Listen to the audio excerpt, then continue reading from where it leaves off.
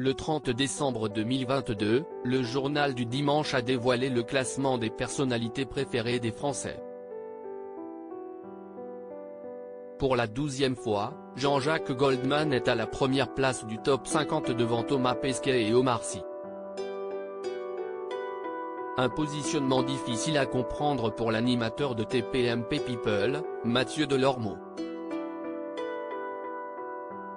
Le plus gros scandale, Le plus gros scandale si est Goldman Premier, s'est-il étonné dans son émission du samedi 7 janvier 2023. Personne ne l'a vu depuis 20 ans et le mec reste premier. On l'a mais pourquoi? J'adore Jean-Jacques Goldman mais il vit à Londres, il prend 2 millions d'euros par mois qu'il touche de la SACEM, il est chez lui il fout rien.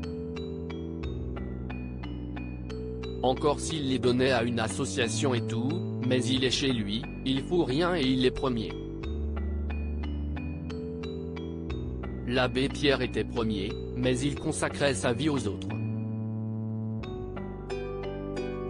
Mais Goldman Quest ce qu'il a fait cette année pour nous, a ajouté l'acolyte de Cyril Hanouna. La conclusion si est que quand on ne te voit plus, les gens t'aiment. Contrairement à ce que dit Mathieu Delormeau, Sophie Bazou, bénévole et régisseuse des Enfoirés, avait confié à Téléstar que le chanteur s'était énormément investi dans l'association et qu'il était tout à fait légitime qu'il prenne sa retraite artistique. Ce n'est pas comme s'il n'avait rien fait pour les restos pendant 30 ans. S'il a envie de prendre sa retraite, ça se respecte. Il n'y a pas de forcing, avait-elle ainsi confié en 2021.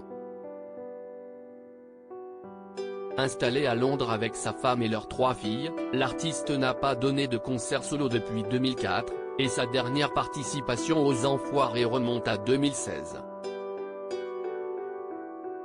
Il me dit, tu ne peux pas savoir comment je suis heureux.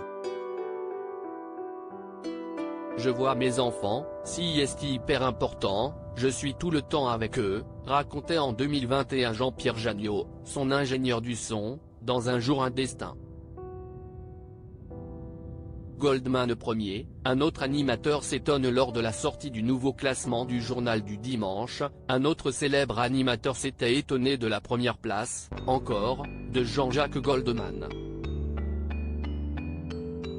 Pour Michel Denisot, elle n'était pas méritée. Si tu ne dis rien tu peux devenir personnalité préférée des Français qui pensent que tu penses comme eux, avait-il écrit sur Twitter, avant de supprimer son message. Justement parce qu'il continue de se préserver dans le silence, Jean-Jacques Goldman doit bien se moquer de tous ces commentaires qui le visent. Le plus important reste l'amour éternel que le public lui porte.